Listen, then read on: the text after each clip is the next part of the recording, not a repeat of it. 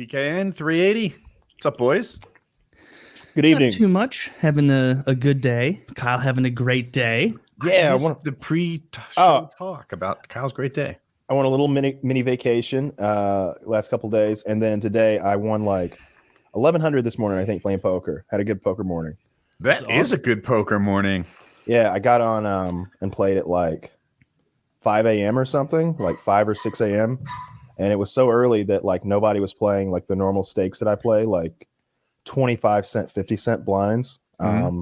Which, to like give you maybe a little bit more perspective, the pots, like the amount of money in the middle at the end of each hand when you're playing 25-cent, 50-cent is usually like, I don't know, $12 or $25, something like that you win or lose every hand. If you like keep going into it, you eject it. It's hard to win $1,000, $12 at a time. Yeah, that's why I moved up. That's one of the reasons I moved up in stakes, is because I was winning a lot. Like I would double up my starting stack, triple it up, and do that multiple times. And then I would look at how much money I had made. I'd be like, ho, let's count it up. And it's like, you've made $40.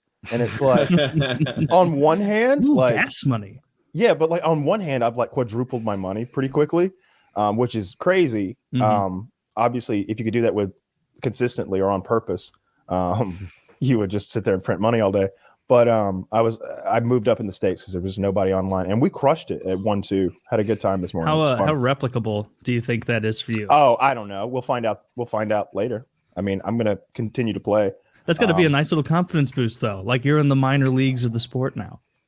And you're a little bit. It's honestly a little bit like that. 1-2 online is a pretty difficult game, and I'm playing Blitz as well, which is like a faster speed game. You see a lot more hands. So better people there, I would assume, right? I think I'm playing against very strong people. So did Dirty. He seemed to think that the people I was playing against there were harder than the people that he would normally play against when he was just playing like his regular games, and harder than like anything we normally play at the casino. Just because the people who are playing that online are probably trying to play it for a living and not so much for shits and giggles. See, poker is still not very interesting to me, but on the Hangout, when like you were streaming it, and you kind of, when you were talking through every decision, and you're like, 6-5, but because of that flop, it means I got a pretty good percentage on this. And because of this, and because that guy's bet, I can make an assumption on what he has. And based on that, I'm going to bet this. And I'm like, okay, I can see the thought process now. Whereas before, it was just kind of a flutter of cards and didn't really get it. Yeah, there's a couple of different like theories on how to quote unquote beat poker or play poker or whatever you want to call it. And then there's guys who are like, no one is correct. It's a mixture of all of your ideas. It's like religion. It probably is. I think if you're really playing against people who have also studied, there's probably some sort of mixture thing. I watched a cool little quasi documentary on YouTube yesterday that got me fired up about poker. Not yesterday, but like late last night. It's on YouTube, and it's the true story of this guy named Beal. It's his last name. And Beal was, and is probably, one of the richest men in America. Forbes named him like, he's in the top 25 or something. He's a 100 millionaire. No, he's a billionaire. He's a billionaire. And he became obsessed with Texas Hold'em poker and the idea of playing against the professionals out in Vegas. This is like, I think this is in the 90s, but I'm not positive. It may be late 90s, early 20s. I think Is it's his name 20s. Andy Beal? Yeah. Andy Beal. Okay. And basically, he got mixed up with the toughest professional poker players in the world, the celebrity poker players like Doyle Brunson and Jennifer Harmon and Howard Lederer and these guys. And they called themselves the Corporation, this group of poker players.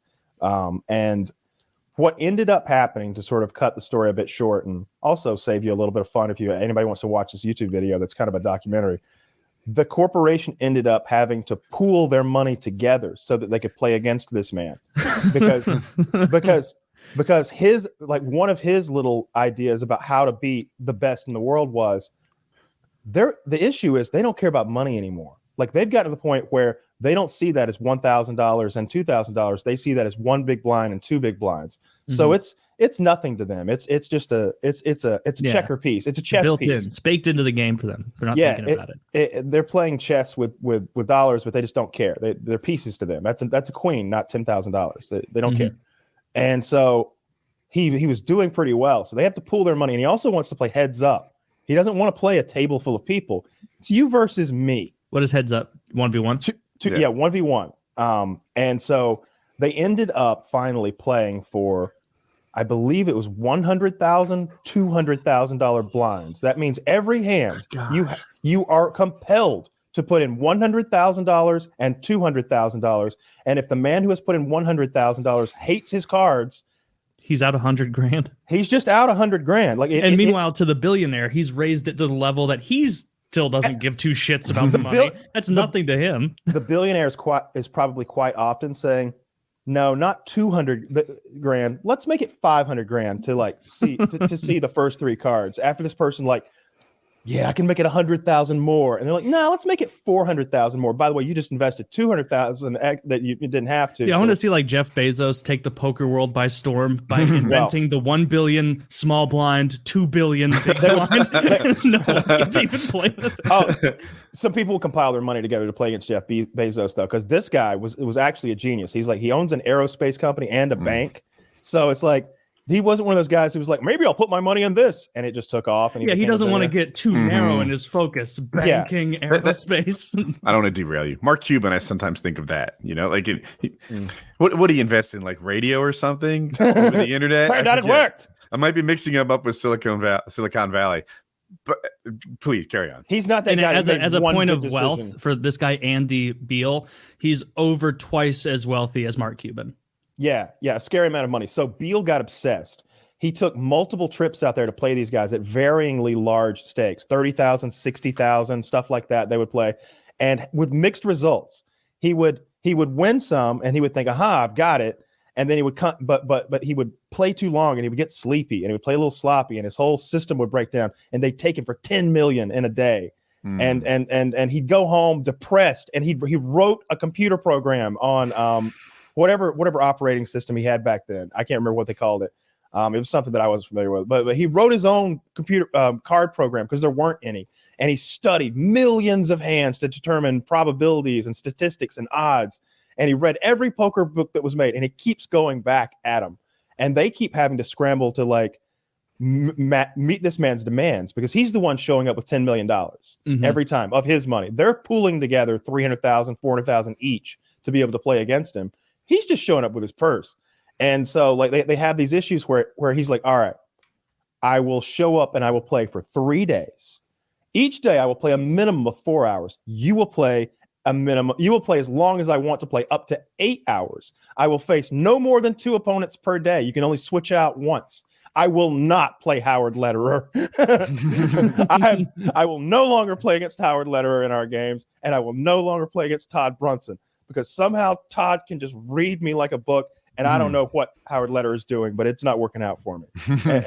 And so they would agree to these ridiculous terms like, yeah, let's take our 2 best players out and let him play our 2 medium players all day as long as he wants. And he would like take him for 10 million. And then they would sit there like, oh my God, we all just lost $500,000 here. What are we going to fucking do? And he'd show up 2 weeks later and lose back 12. I think they calculated it in like all time. Because that's what you always say, Woody. Like, what's your all-time win-loss? He's like down 100 million. Oh my! He lost like 100 million to those poker pros. And like he was. I looked up the name of the bank. It's called Beal Bank. So he's the top guy. That he's worth 10.4 billion. I couldn't do it in my head because I'm a retard. 10 million. He loses 10 million in a day. That's 0.1. Yeah. Of his net worth. He would talk. 0.1. He said that he would be working on a $50 million deal, like in a boardroom, and his mind is drifting to poker hands. And he's just like, he's not able to continue because it just, I think what you had is a guy who was just so successful at everything he put his hand to, especially when he tried. This wasn't a guy who just like, everything was easy. This is a guy who's trying his fucking heart out, who normally just bulldozes his way through everything intellectual, everything competitive, everything business related, and he's running to these fucking gamblers in Las Vegas who are like calculating the odds. Yeah, all right, let's do that then. And you know, it's crazy. That's a fun.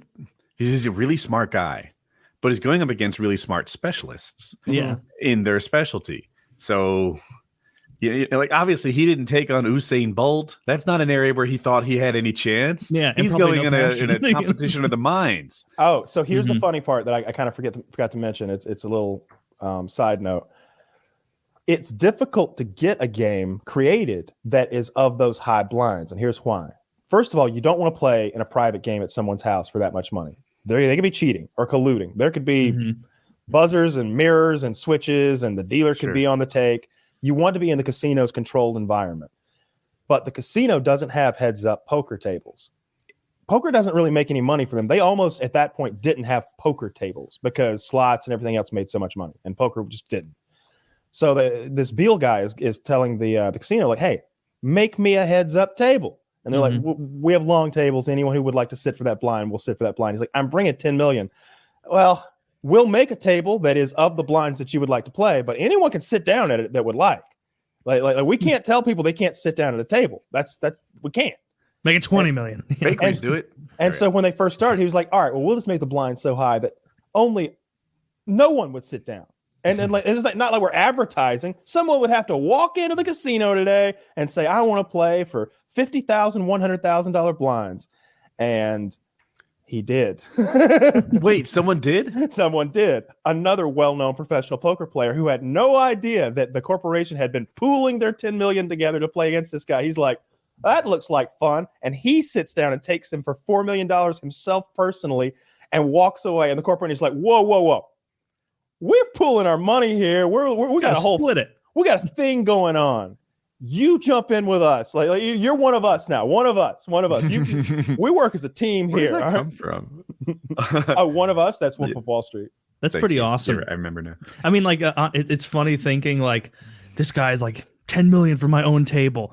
Like with the amount of money this guy has, I'm surprised he's not like, you know what? I bought a huge plot of land in Vegas and I'm building the Beal Casino where we do exactly what I want all the time. Oh, you can't afford a casino. Oh, I can't. I run a bank. I was impressed. I was more impressed by the aerospace company because the bank thing kind of seems like there's a model for that. And what you really need is like a team, an enormous amount of capital. Yeah, that's part one, and then like connections and stuff to like get plugged in. But it seems like with aerospace, it's like, oh, did you make a shitty plane? Cool. We're gonna go stick with Lockheed though, because they make good stuff. No, we're not buying your plane, sir. But somehow he made a successful aerospace company. They should make like this is a really cool story. Like I know you said there was a YouTube doc made about it. They should. Yeah. It's not poker's not a sport, but they could still do like a 30 for 30 on it. Like ESPN, that'd be really cool. Yeah, I mean, ESPN does play the World Series of Poker. Yeah, it's weird calling it a sport because I've always had this thought process that, like, I know what sports are. It's almost like porn. Like when you see it, you know it.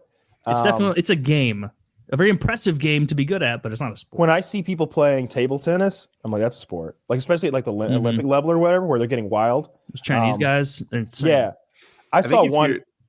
If it's athletic and two people are competing against each other, then it's a sport, right? Like table tennis, wrestling, any of the timed sports, track, swimming, etc. That's a sport.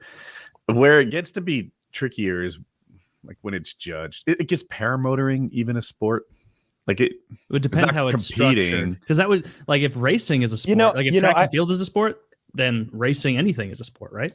I think competition is required for sport. So jogging's not a sport. For my personal definition of sport, because like maybe sport just means to frolic. But my personal definition is some sort of competition between individuals or teams. And so like something like but it needs to be a physical athletic competition. Competition is the better indicator because it's physical to move the chess pieces. I could tell you where to move them.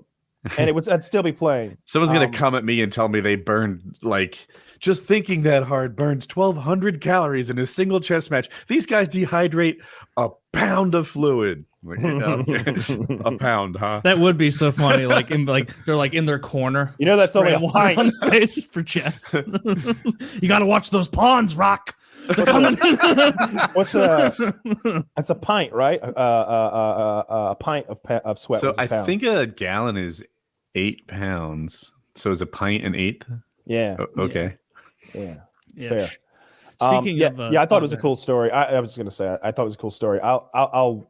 What is it called? What's the actual name of it? Yeah, let me go through my YouTube history. Because I'll watch that. That sounds really interesting. I was curious about the program he wrote, and I couldn't find any details.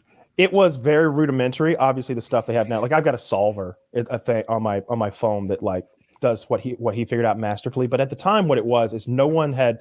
Well, they knew that 2 aces was real good, but did they know exactly how good it was? Right. Can you quantify how good it is? He quantified these things.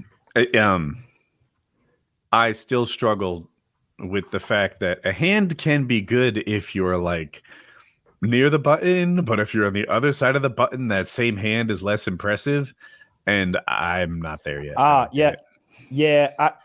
It would take a minute to explain, but it's not complicated. It's more about, I'm trying to think of like a metaphor or an analogy or something like something that's similar. It's just that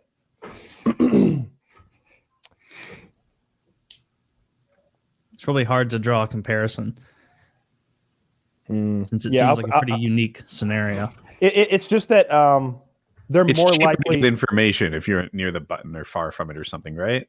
It is, but what it really is they're more likely to have stronger hands the closer they are to the opening. Like the first person to act is the most likely person to have a strong hand if he has acted, because there are a lot of people that act after him. He's making this action knowing that, not caring rather what they have. Like there's 4 more people to act after me.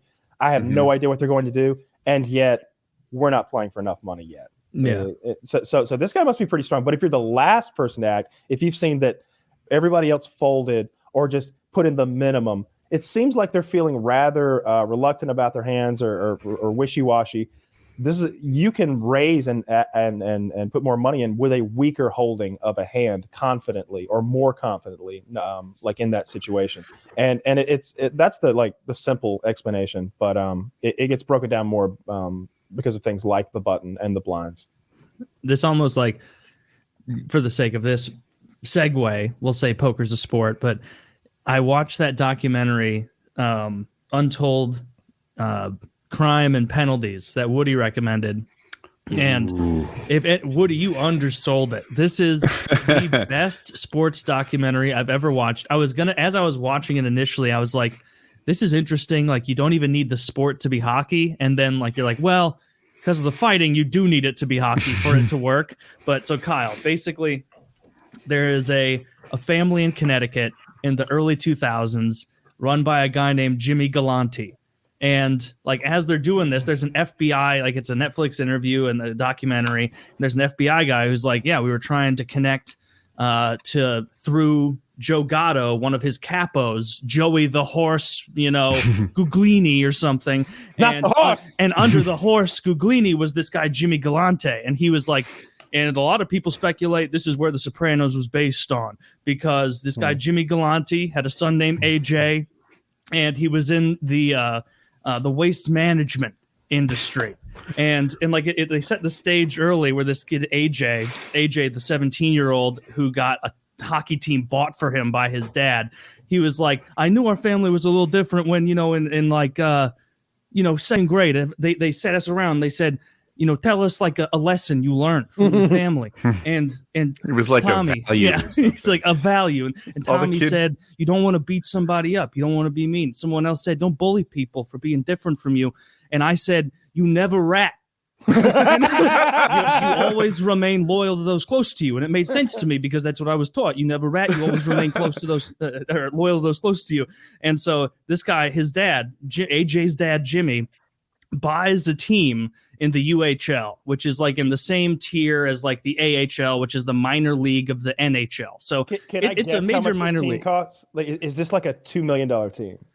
Definitely more than that, but I don't know how much. Yeah, definitely more than that. Okay, a shocking amount of money. This is not for funsies. He has spent millions of dollars, and there's a team of people that he has to coordinate with at this point. Correct. And so they go through this whole story, and he buys it for his son, and he wants it to be a surprise for his son. And so his AJ son played hockey, and he was an enforcer. The son is a little kid. He's the nerdiest. Little Woody could have beat this guy up easily, but by the time he hits his deeper teens, 16, 17, he's a hockey enforcer. And his dad's I watched him play. I didn't know how tough he was. Yeah. And I was so proud of him. He was so proud of him. The kid would just beat the fuck out of everyone until one day AJ delivers a really hard check and gets injured in such a way that his personal hockey career is over. He wasn't going to go pro or anything, but he really misses the ability to play. Yeah, and so for a couple years after that, I guess he's depressed about it, but then he buys him a team, and the way he finds out that a team, like you said, not a wishy-washy bullshit team, a multi-million-dollar minor league franchise. He said he went to school and everyone was like, "Congratulations, AJ, congrats!" And he's like, "I don't know what you're talking about." And he said, "Someone gave me the paper, and I look at it, and it said, someone bought the Danford Trashers, and my dad, and he's giving it to me to be the general manager and the president, meaning that he gets to pick everything." And he's he's 17. Wait. He's the GM and he's the president. 17. He's picking all the players for the team. He's picking all the players for the team and everything. The first player he signs is Gretzky. Yeah, he was, and this kid was a marketing genius. He's like, my whole life I was a huge NHL fan, huge WWE fan, and I knew we're playing minor league, and it's Danford. They've never had a pro team, so the people here will be interested. But how will we get more interest from like the NHL and the higher hockey community? And so, Kyle, you may not know, Wayne Gretzky has a brother named Brent Gretzky, who also played professional hockey. He played a couple games in the NHL, and he got 2 points. Yeah, he and his brother combined for the greatest amount of points of brothers in NHL history, and he had 2 points. And so they pushed out there this PR thing of we're signing Gretzky, and it got a ton of interest. And then they signed Brent Gretzky, and he goes out and he signs some of the biggest bruisers in the minor league history. And if you don't follow hockey, like if you see an NHL fight, it is leagues different than a minor league fight. The minor league guys fight like their jobs are 100%, not their jobs, their livelihood, because they're not making the money of an NHL enforcer. So they're like fighting so hard. It's very common in the minor leagues for them to reach the critical mass. If you fight more than 3 times in a game, you're removed from the game. Yeah. That doesn't ever happen in the NHL, and minor leagues it does. Yeah. So he starts building this team, and some of the players.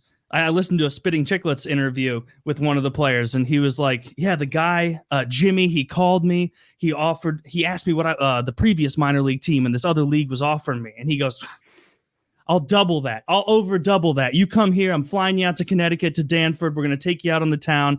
And he said. The player was like, it was wild. He said, my agent said he's going to want to pay you in cash. And I was like, well, of course he wants to pay me cash money.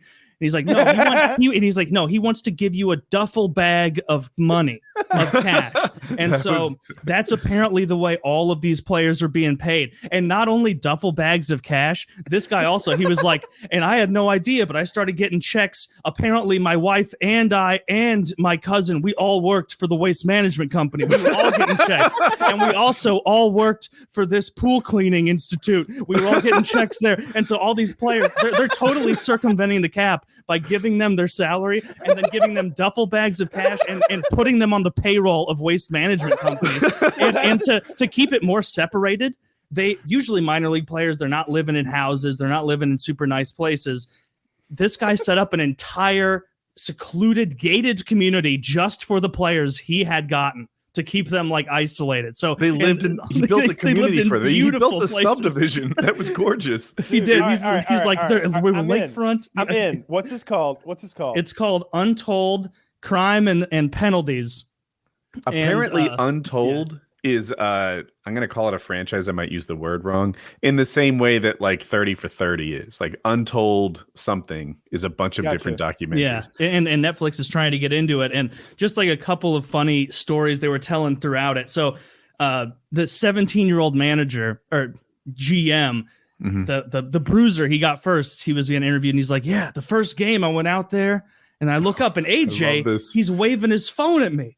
And so I go over to the bench and I pick up the phone, and AJ says, this is before their inaugural game. This is the first game in the hockey team's history. In their history. He goes, as soon as the game starts, beat the shit out of that guy in front of you. And so he, as soon as it starts, gloves down, beats it, just a holy beating. There's blood all over the ice. Why are you mad at me? All over the ice. There's blood, and everybody's, yeah, freaking out. There was apparently the equipment manager. I didn't know. I'm sorry. I want to understand the first one thoroughly. Yeah. he waves the phone to get his attention. There's no one on the phone. Yeah, he was waving the phone to go pick up the phone on the bench. So you don't Oh carry my your cell God! phone with you on He's the in the bench. stands. Yeah, he's in the stands. Of course, he's in the stands. He's not the coach. He's the president and the GM. Yeah. This whole time, for some reason, I also had it in my mind that he's like. He's the coach too. Like, why wouldn't he be? No, he's standing up high in like the boxes, Yeah. and he Pick up the phone. Pick up the phone. So the player gets his cell phone from like I don't know a bag under the bench or something. And it gets the message, and he got the message, man. He put a hit on somebody. Yeah, he did. Oh, it's so fucking funny. I didn't know that the equipment managers were responsible for setting up the opponent's locker room as well with towels, with things like that. I didn't know that. The equipment manager interviews, this guy is so obviously a mob enforcer that just moonlights as an equipment manager, and they were interviewing him. He's smoking a cigar. Every time they'd say something about Jimmy, his like superior in the mob, he'd be like, don't you say anything negative about Jimmy to me. You're going to get your teeth knocked. Like, don't you fucking say that. You never talk bad to Jimmy. And so they start asking him, they go, so T-Bone was his name. So do you know any truth to the fact that you used to go and turn off the hot water for the opponents? Yeah. The president of the entire league, this is a guy who makes sure that every team complies, hated the equipment. He hated this whole team. He couldn't stand them. He's like, this is the first time we have ever fined and suspended an equipment manager before. So then they lead into this interview that Taylor's about to go into. So they interview him. First of all, this is the commissioner of the UHL is like, not only was it the first time in UHL history, it's the first time in hockey history an equipment manager has been suspended for misconduct. And so they're like laying out a litany of things. It's like, so T-Bone, was it a common occurrence for you to leave like 6 sheets of like paper thin towels, like hand towels for the entire team? And he's like, no comment. And they're like, do you recall after the games you turning off the hot water to the opponent's dressing room? And he's like, I don't remember anything about this. And then one of the worst things he did, they go, do you remember stealing the opponent's goalie gear so that they weren't able to play in the gear that they had brought? And he's like, that sounds like something totally over the line. And it only ever happens here. So well, it is so fucking funny. This documentary, you'll love it. Taylor hasn't even hit the good parts yet. The good parts for me were about the fighting. The fighting is brutal. So the tough guy, this is actually the one who got in the fight earlier at the very start of the season. I guess they don't describe it exactly, but through some sort of cheap play, his leg is broken. And his leg is broken, and they don't know how bad it is, but they know it's bad. And his best friend on the team is also an enforcer. I'm not familiar with teams with like all these enforcers on it, but that's how they ran. And anyway, the other enforcer's name is the Nigerian Nightmare. Mm-hmm. And he's like, I knew the injury was bad. I didn't even know if he'd play again. So, well, I did what I did. And then they cut to the footage, and he's just fucking up everybody. He is absolutely ragdolling people. And then something that is looked down on in hockey, knocking out one opponent and then picking the guy closest to you and fighting him also. Oh. And one of the guys got suspended because they were like, yeah, he was supposed to be a wild, crazy guy for us. And then we brought him for the first game and it kind of petered out. And then he told us, and even AJ, he was like, I tried to get a hold of this guy. He must have fallen off the face of the earth. I haven't heard from him in 16 years now. But the guy apparently came out the second game after apologizing to Jimmy, the owner, and being like, I'm going to make you proud this one by doing what you brought me here for. He got in a huge fight, bloodied some guy up, and he was like pretending to skate to the box with the ref. And then he doubles back away from the ref and skates toward the bench, grabs the opposing team coach's tie and pulls him. And he said the only reason he wasn't pulled onto the ice is some of the players on the team held the coach into the bench. And the commissioner's like, wait. The hooligan beat a man senseless. They're escorting him to the penalty box, or perhaps just off the ice because he just assaulted a man. And he skates away at the last moment, only to assault the opposing coach. Correct. Yes. And apparently something I've never even heard of. Some guy that, like, I don't remember his name, but apparently the game ended. The commissioner immediately banned him for life from the league. And I was listening on the Spit and Chicklets interview. They're like, did you ever hear from that guy again? And AJ's like, no. 16 years, I've reached out. I've tried to see what's up with him. After that night, the last time I saw him was assaulting the coach on the bench, and then he just left. You know what's funny? I bet Jimmy was trying to take care of him, right? Like I bet he saw that. Heard the guy got suspended. I bet like one thing. All right, so all of my knowledge is based off watching The Sopranos. But one thing that like I've noticed from them, it seems like they get the revenge all the time. Like that's money that's owed. It seems like when they don't like money to be owed, they like balances to be settled. And if they don't, as bad as owing someone else is, being or as bad as being owed is, owing someone else is almost worse. It seems like they don't seem to like that. I have a theory on that. I think that it also, like, if I make good with you in that situation, you're less likely to rat. You know? Oh yeah. It should be in like you and your family, everyone's financial interest to face the music, and by paying you, that's there. If on the other hand, your life is fucked, you have nothing going on, you're gonna be broke, you're going to prison, you have no income, like everything is ruined, why wouldn't you rat? You have nothing to lose. Yeah, and the other thing is, by you accepting that money, you are now becoming an accessory to some extent, most likely, into whatever we're up to. There's that great scene in Sopranos where Beansy has been fucking crippled by Richie Aprile. And Tony's like, you got to take the money. You got to take the money, because by taking that money, he's accepting a bribe. He's incorporating himself into the whole crime and dirtying himself along with everyone else so that he can't rat. And there's that scene where, like, it's implied. Tony's like, either you take this money or we're going to have to go down a different road, as much as I love you. And he's like, thank you, Tony. I'll take it. Thank you, Tony. I think you're both hitting the nail on the head with that. Like, and to add to it, like that guy you mentioned, Woody, who the Nigerian Nightmare. No, before him, the guy who like broke the Trashers player's leg. Okay. Like the guy who got his leg broke was like approached by Jimmy's guys afterward, and they were like, "Yeah, that guy who hurt you. We got his name. We got his address. We know his wife's place of work. You tell us how you want to handle this." and he was like, and I didn't really know what to say, but I just said, no, let me handle it on the ice. They say I'm never going to play again. I'm going to play again, and I'll handle it myself. And I'm sure that was just as much like, please don't kill anyone in my name.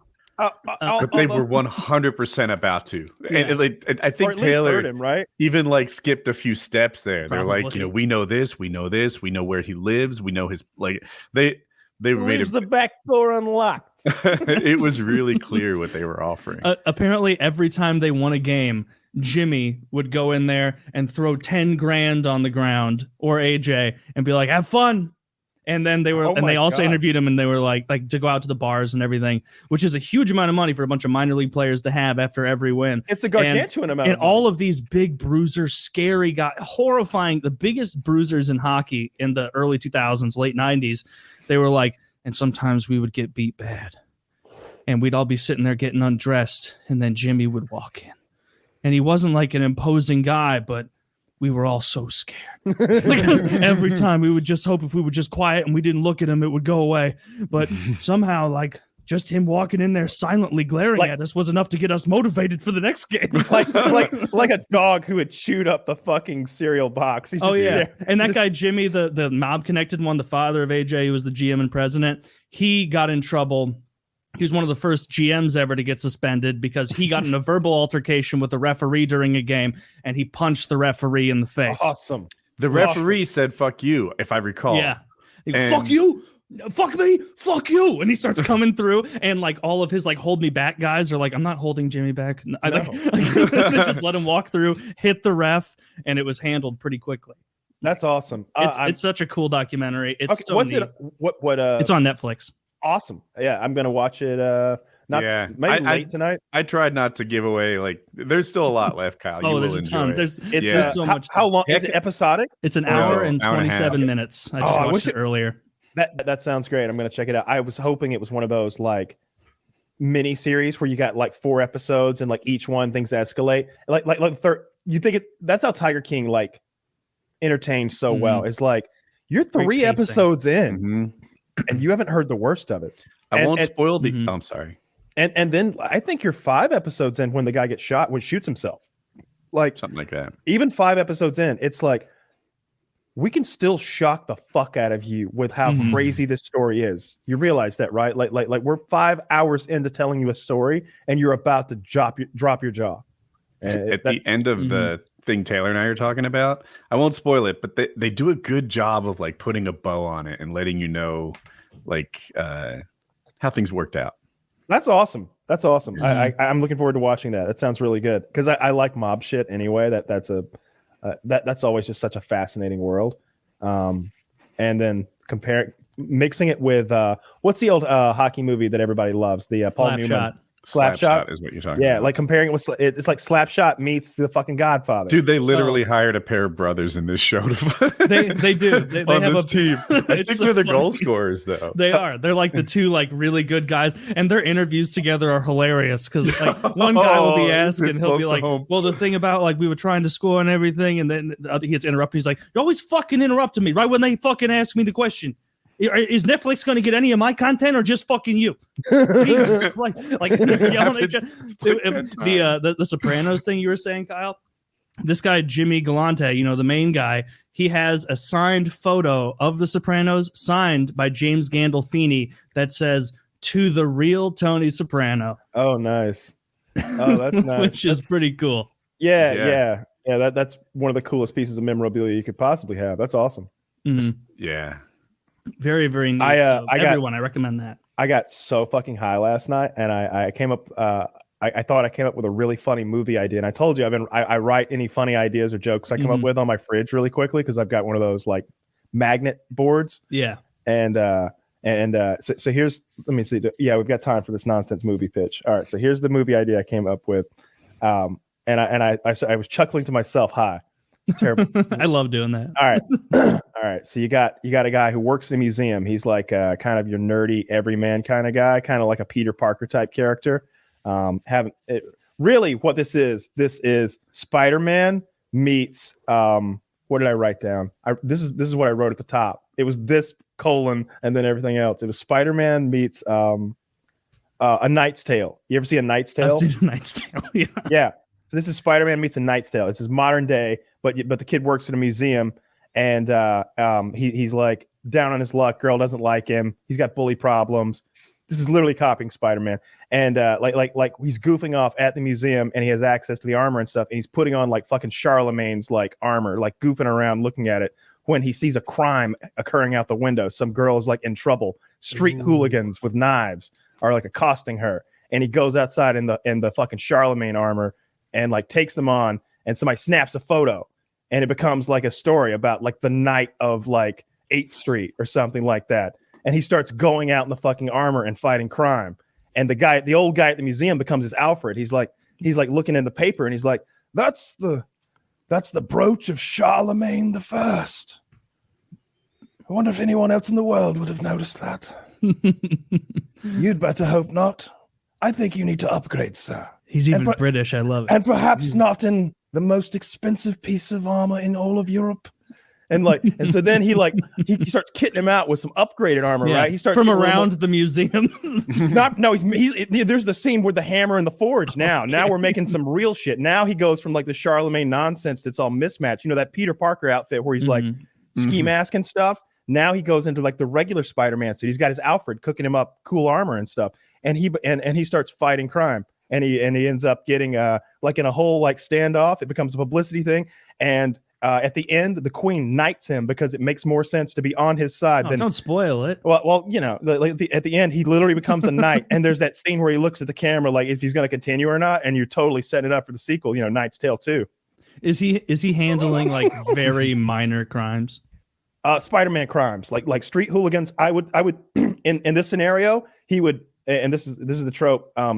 For the first like half of the movie, as he's riding high, he's just beating up unorganized street thugs. But then there's like a street gang that's going to be his nemesis. They're going to be the ones who like hit back. They like find out where he lives and like beat up his family or kidnap a relative or something. Then he's got to step his game up. What would be a good thing is if like he could wear the armor and gain the power of the historical figure, but it was a constant battle between his mind being conquered by that historical figure's armor versus himself. So like he gets in Genghis Khan's robes or whatever, and now he's the ultimate archer, the ultimate swordsman. All right, can I just stop you right there? You write your own fucking movie, okay? I'm writing it right now. The ultimate the ultimate rider, the ultimate swordsman. But like he's like about to kill someone who committed a robbery, and then he gets like a mind coming in. He's like, "Oh, they will be good in your ancillary. They could help you rape." And he's like, "No." "Oh, they could help you rape so many women." And then he kills it, and then he has to run home to his Alfred and get that armor off real quick. And then but no matter what historical armor he puts on, it's an Asian voice saying, "It helps too, but he would help us rape."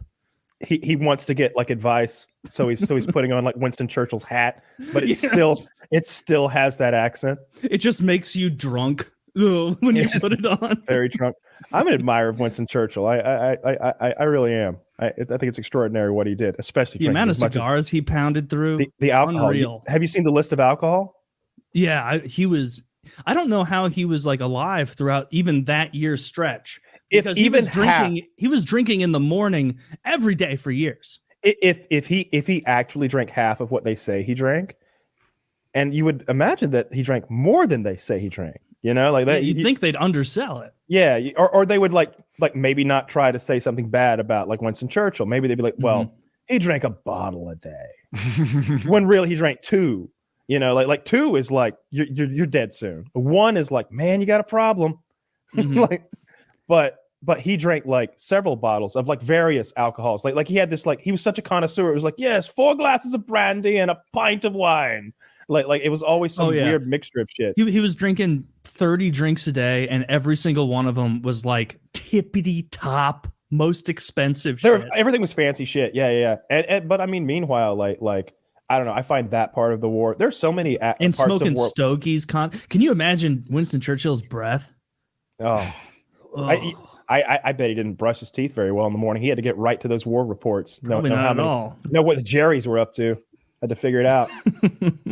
Functional alcoholic, though. Fucking Kraut, so just across the channel over there. He won the war. He did win the war. That's true. With a little help from Stalin. I mean, it was really overrate Stalin. They value Stalin's input based on the amount of deaths he had, right? They're like, kills. My God, the Russians had so many more deaths. You know what? I like soldiers who don't die. Okay. Yeah. Bunch of fucking losers dying in the winter. Yeah. Thank you. That's why the Hondurans are the real winners of World War II. Not a single death. Okay. They went in there and they got out clean. Okay. And they won. It is so funny how like making that up. That history like changed throughout American public perception. Cause like apparently like just post World War II, it was like surveys even through American people, like who did the bulk of the work in defeating the Nazis. Everyone was like, well, the U.S. helped, but I mean, obviously the Soviets. And then over time, like as the Cold War went on, like by the time it was the 90s, people were like, they barely helped at all. It was America who did all the way. And it's like, no, without the Soviets, the Nazis would have trounced. In the 90s, when I like learned about this sort of, when I was most impressionable about this sort of thing, that like, it was really like they were getting their asses handed to them. The British, I guess the French kind of did, but like all the allies were just hardly doing anything. And then the Americans came in there like Captain America and just fucking like Sauron. Do I have the guy's name right? Close enough. Yeah, it's close enough. Yeah, that we went in there like that and just swooped down Nazis with our giant swords. Yeah, 7, 10, 50 kills at a time. And meanwhile, like you look up like the real historian data, like there's some metric by which you can look at the most successful units in World War II by like victories and number of like opposing units and casualties and things. And like the top 10 list, it's all Nazis. And so like we literally Nazi zombied them to death. Like they were running out of bullets and things, and we're just keep sending more fucking Soviets until we win. I question. Sometimes I feel like the Nazis get so much respect for. I don't think so. They're okay. Everybody loves the Nazis, but like they're like, oh my god, their rockets were so incredible, and their tanks were so incredible, and they had this gigantic super artillery gun, and this, that, and the other. And it's like, yeah. Let's talk about their horses versus our Jeeps. Let's talk about the fact that those tanks were like not repairable. You had to take the top off to fix the engine. That like horses there was versus Jeeps. When was that with the Nazis? In World War II, they used horses. They literally used horses to carry their materials around. Whatever they were using, it was the whole Blitzkrieg thing, though. That was all mechanized warfare, right? With the tanks and the trucks and stuff. That was probably.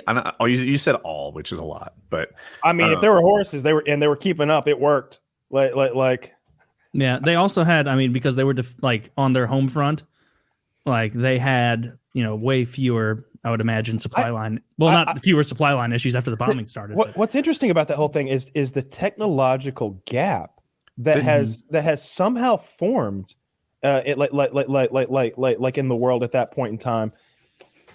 Considering that World War I had just happened like 15 or 20 years prior, and so many sanctions and fines and nonsense had been placed on Germany, they were at such a disadvantage already, like economically and of course militarily. They couldn't develop anything during those years, and then somehow, like Hitler comes to power, and they rapidly not only catch up in the same way that, but surpass everyone, not in this technological race. On every front, whether it's aircraft or tank or anti-tank weapons, whether it's the soldiers' rifles, their pistols, like almost every piece of kit the Nazis had going into World War II, like no matter what part of the war you pick, their best was probably the best. Oh yeah, like you hear stories about like U.S. soldiers dropping their own weapons and picking up Nazi ones when they got the opportunity because they were better.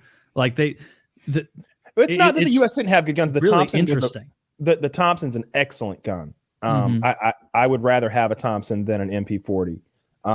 The Garand. And Thompsons look cooler too. The Garand, the Garand is a very powerful weapon that's incredibly accurate, and you can deliver a lot of firepower downrange. And I don't know if those MP44, those fully automatic assault rifles that we're familiar with because of Call of Duty. I've shot one before.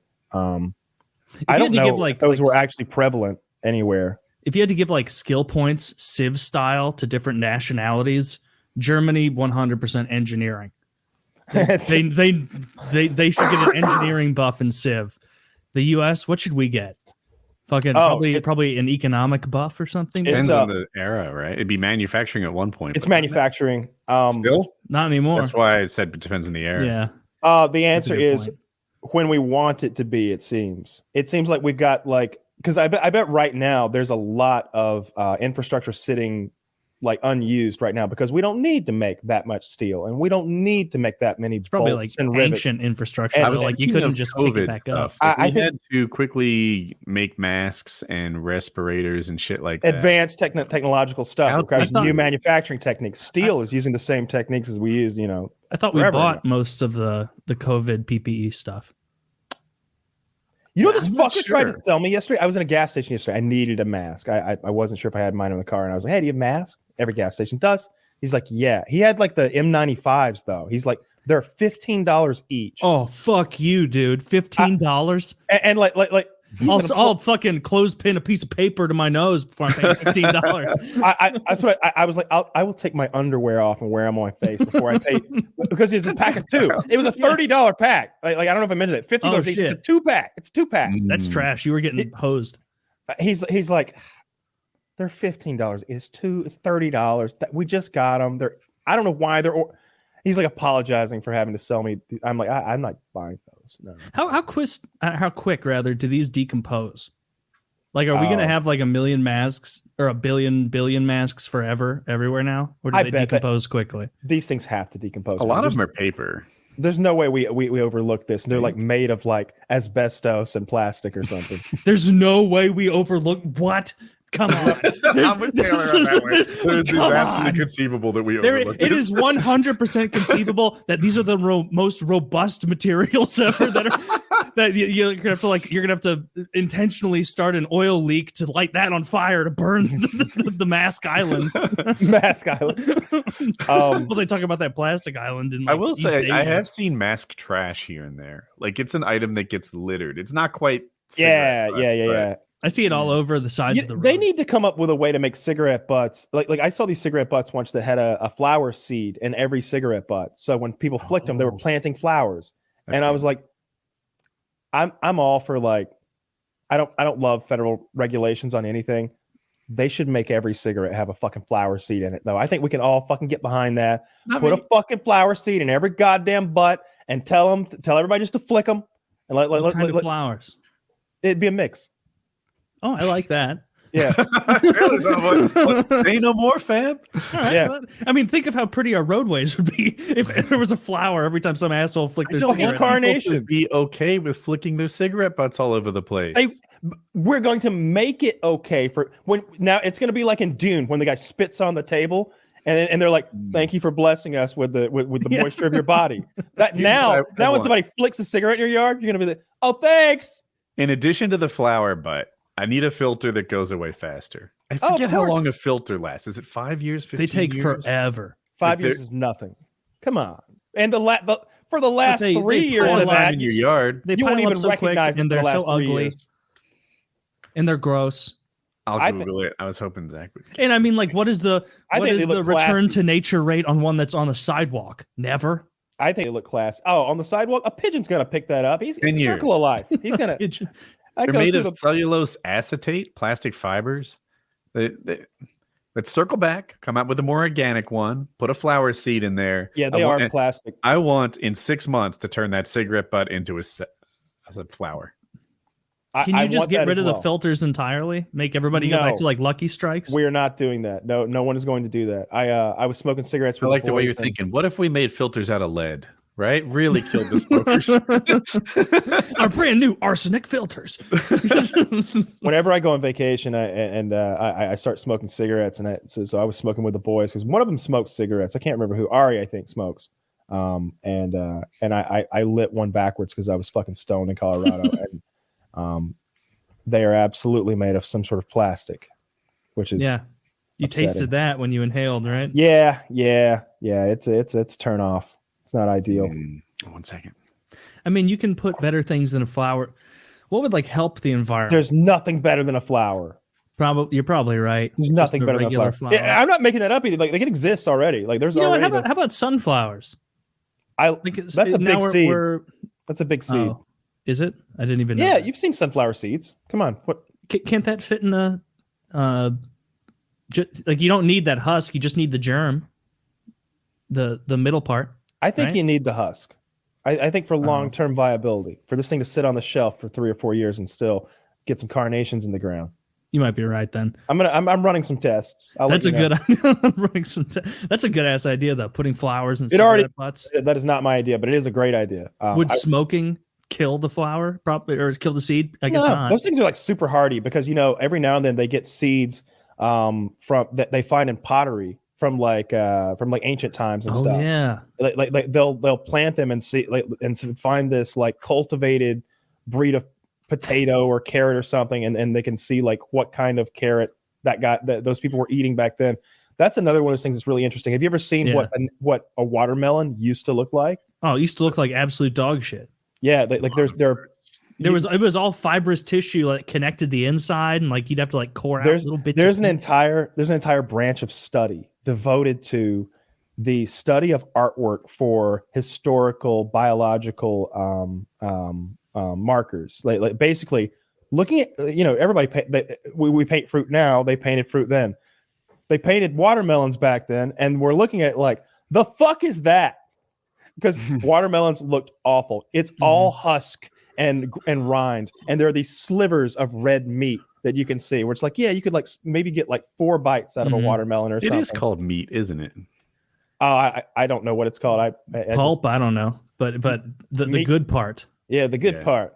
The good part used to be teeny tiny, like you could get it all out with like a crab fork. Like a melon baller is what you would have needed almost. Yeah. It looked terrible. But like over time with bananas used to look awful. We did a number on bananas. We bent bananas over and made them our bitch. There's so all of the grain plants, you know, the wheats and barleys and oats and all that stuff. Like we've made those seeds, like the actual piece of wheat, like gigantic compared to what it used to be, and way more of them per plant. The same with corn. Corn used to be this little fucking Have you seen like the indigenous like Indian corn? Oh yeah, that is bullshit corn. The littlest cobs, the teeniest kernels. No, I want big juicy kernels. Yeah, all yellow. Yeah, all of those advances in agriculture, I can't remember which one. There was one of them, something about, it was the guy who figured out like adding nitrogen to the soil. He's the one that without him, something Mendel, right? I just remember that that advance alone, like feeding such a significant part of the global population. But I'm sure somebody would have figured out nitrogen. It's called the flesh. The flesh of the watermelon. To me, the flesh is the outside because I'm used to humans. Yeah. But you ever try to punch a watermelon? Break it? No, it seems like a bad thing to punch. I can't do it. They're hardier than they look. They look pretty hardy. Yeah. Like I wouldn't imagine I could punch through a pumpkin. You ever try to beat like a dead animal? Every opportunity I get. Psycho. Yeah. I mean, they're not dead when I start. I mean, they're always dead when I start. That's how I like it. That way they can't dead fight and back. full of semen, right? Wow. That's how they always show up. That's how I roll. Humiliate them even in death. I want to show how much we dominate you, deer, even in your passing as your family watches. Oh God. Your little deer family. How did we get to this? This was going to be a fun topic. What? I don't know. I want to talk about animals, I think. I want to talk about punching stuff, but I'm going to move along. Well, what's the biggest fruit you could punch through? You'd have to pick a big one, otherwise it's just going to bounce. I think I'd take a cantaloupe. Oh, a cantaloupe? No. Yeah? You're going to punch straight down on a cantaloupe and split it? Yeah. Actually, I'm now imagining the softer outside of a cantaloupe. That's a much better gambit than a watermelon for sure. Pumpkin or gourd, you got no chance. Those are two. Pumpkin. I have my own. I'm gonna go with a pumpkin that's old. No, you can't age it. That's not that old. Just made. Not that old, sad brown pumpkin. A virile orange pumpkin. You're making up new rules as we go along. This is bullshit. I want one of those big pumpkins. I made a video one time where I blew up I can't remember how much it weighed. It was like a 400 to 600 pound pumpkin. And my friend had bought it at some kind of a fucking auction. And they're like, I knew you'd want it. I knew you'd want it. They said $400 was too much to pay for a pumpkin. Nobody would do it. I said Kyle would pay $1,000. They should have charged $1,000. And I'm like, you're goddamn right. That's the biggest pumpkin I've ever seen in my life. And we crammed it full of explosives and we vaporized that cocksucker. It was awesome. On public land, like just pulled off the side of the road, put a 600-pound pumpkin in the woods, and like that video exists somewhere. I don't know. That's a great sized pumpkin. You know what I like are those photos of farmers who are so proud of like their huge radish. It's just wholesome. I like those. Dude just found the world record potato, and it's like 80% bigger than the prior world record. And he had named it, and he was like a real Yahoo. Like he was funny in the interview, but unintentionally. And I think they were gonna eat it. Giant potato smashes world record. He named it. He named the potato. What did he name it? Doug. Yep. All right. 17.5 pounds. It's a solid name. Pretty solid pumpkin. It's a big boy. That's potato. not a newborn. Yeah. Very ugly potato also. He discovered it like he didn't grow this potato. He discovered it. like that's the best part. Like he isn't one of those weirdos who grows giant. Wait. I didn't process that at first. Yeah. So he was just strolling along looking for potatoes and discovered that? I think he was gardening. Or he was like tilling the soil to plant something else or something, and he discovered the world's largest potato. Like he's again, those people who like specialize in the growth of large and gigantic fruits and vegetables. I guess that's a great hobby for an older person. Actually, now that I think about it, it seems like something that we can't all do inverted loop-de-loops forever. At some point we become giant tater farmers, and we're happy with it. I've already got my tractor. Yeah, that's true. You're ready to shatter this record. What if Woody gets really into the growth of like the world's biggest sunflower? It would make me. I will talk about it every show. It would make me so happy if that was your next topic. Like he's holding up 8 identical sunflowers to us and telling us about the very differences, with all the passion of a pothead telling you about terpenes and fucking Skywalker OG. Like you give a fuck. It's like, what do they taste like? And Woody's like, I never touch this stuff. Don't. That'd be funny. Like his whole property is littered with sunflowers. That actually that'd be a good look. It would be. I've done that before. So we would plant sunflowers because it's the legal way to bait a field for doves. You like at the correct part of the season, you just drive them all over with a bush hog, and the act of doing that scatters sunflower seeds all over your field, and that's bait for the doves. But technically, you were doing it in an agricultural endeavor, so it's not like you go buy that many sunflowers, dump them out, big trouble.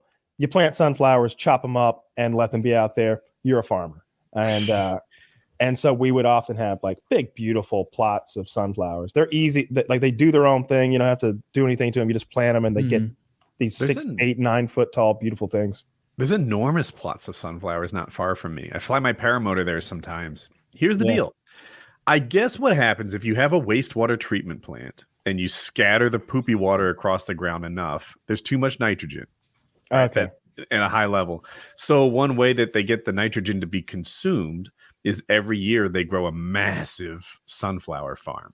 That's cool. And it's like a tourist attraction. Like people come and take pictures and stuff like that every year. The baseball fields where I grew up, I'm guessing that they built them where they are because A, it was already county land, and B, it was cheap because it's right next to the sewage treatment plant. So if you hit a homer, it goes into the shit ponds. It was disgusting, and the ball game smelled bad if the wind blew the wrong way. That stinks. It really does. All right, that's a wrap. We're doing our hangout right after this. Join the $50 Patreon soon. Yeah, do it now if you haven't already, and you'll kick off not right now, or you've just fucked up. But join the next month. Don't do it now, or you pay for one day and then you get booted out. Join on the 1st and you get your full month. There you go. PKN 380.